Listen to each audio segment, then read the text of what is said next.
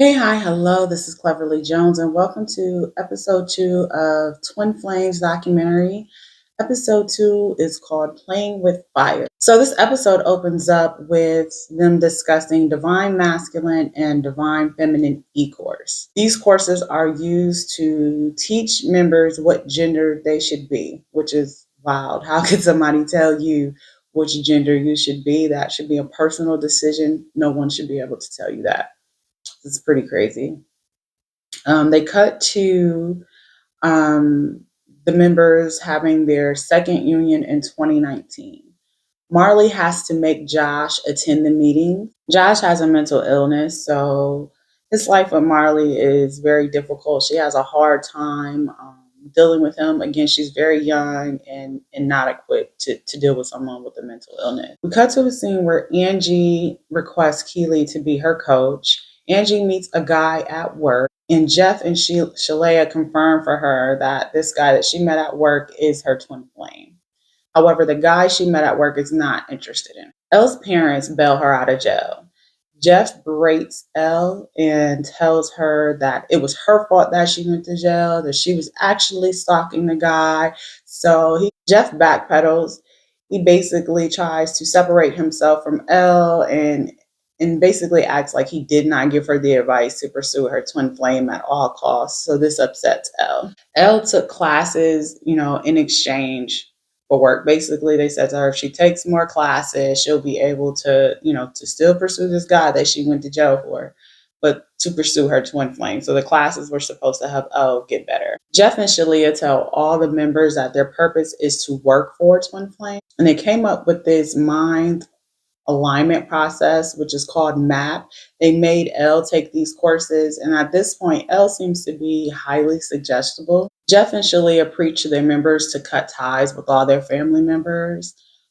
Stephanie, who we're introduced to at the very first episode of the documentary, she hasn't spoken to her sister Rhonda in 2 years. From there, Elle states that they had to fish for new clients, and basically they preached to new members that they would solve all their problems. That's how they were able to continue to gain new clients. And Keely, who was having problems with Colby, she was also forced to do those mapping sessions. They told if she did those mapping sessions, she could heal all her intimacy issues with Colby. Then Jeff and Shalia come up with this big idea to come up with their own kind of basically meal delivery service, kind of like HelloFresh, kind of something like a HelloFresh, but they called it Divine Dish, where they charged people $100 a month, and it was heavily carb based.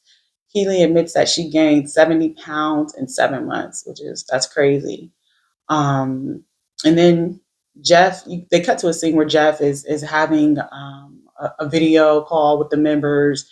And to me, he was basically taking shots at Shalia about her weight. He goes on to say that, hey, I wasn't sure I was going to be attracted to her if she gained all this weight, but I'm more attracted to her now. And it's like, dude, you have a heavily carb based meal kit plan. Like, first of all, who even signs up for that? So, of course, Shalia is going to gain weight if she is eating this heavily carb based meal plan. In order for the members to be a coach, they have to pay a monthly fee.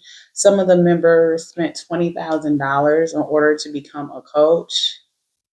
From this point, Jeff and Shalia, they began to brag about their lifestyle. They cut to scenes where they're showing their house, they're showing their cars, they show this huge TV. And Jeff says, I can buy one of these every day. Like, he's just basically bragging about it. From there, Jeff and Shalia nominate Keely as their CEO. She is charged with trying to find a way to pay the least amount of taxes.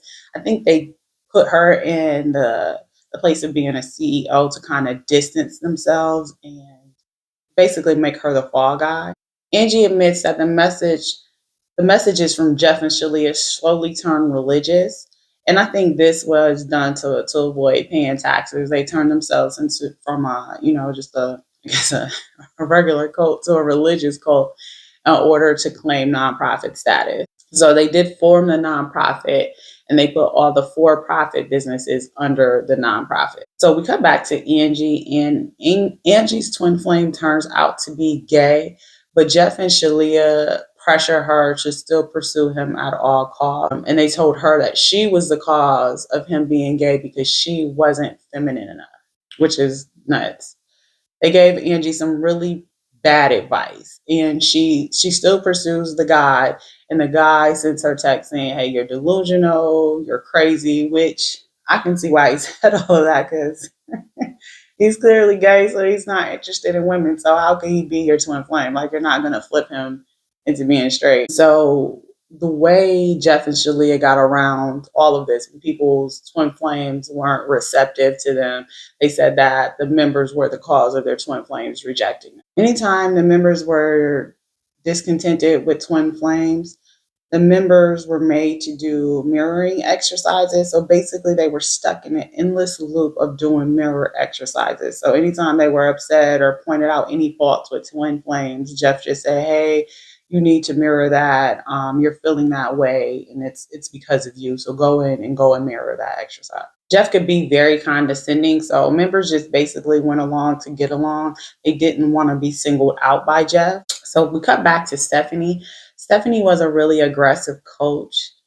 And Elle noticed like kind of the change. Like this is when the cult starts to go downhill, and Elle notices a change in everyone's attitude. Elle is then removed from her executive position. She's made to complete a whole bunch of mirror exercises.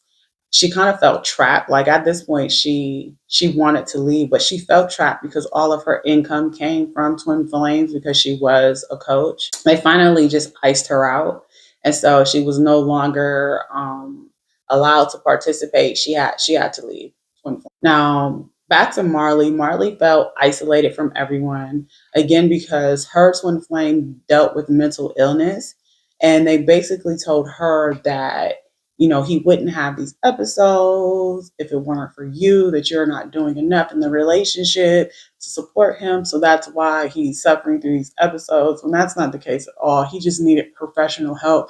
There was nothing that she could have done to prevent him from having mental illness. So, but her being young, as young as she was, she wouldn't know that. So she's just going along with what Jeff and Shalia say. Then they cut to a member named Marta. Marta was dealing with some issues. She kept posting online that she needed help. She had a lot of mental health issues.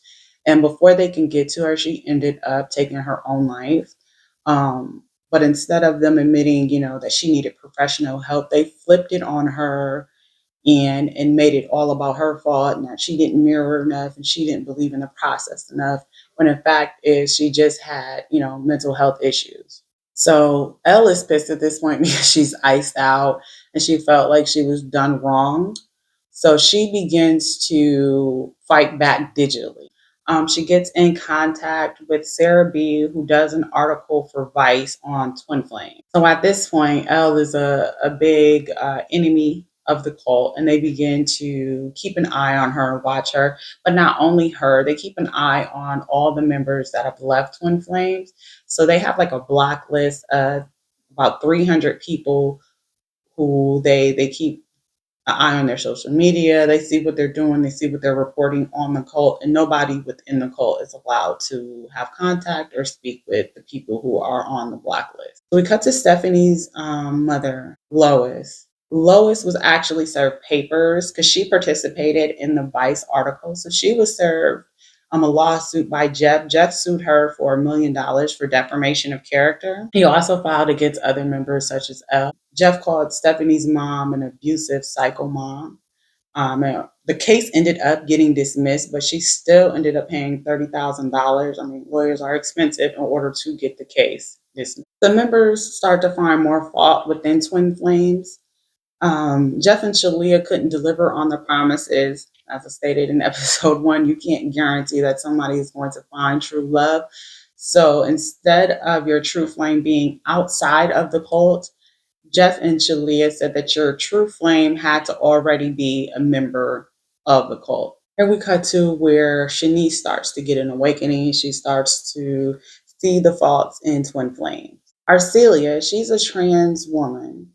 She becomes a poster child for twin flames. They start with this divine masculine and divine feminine.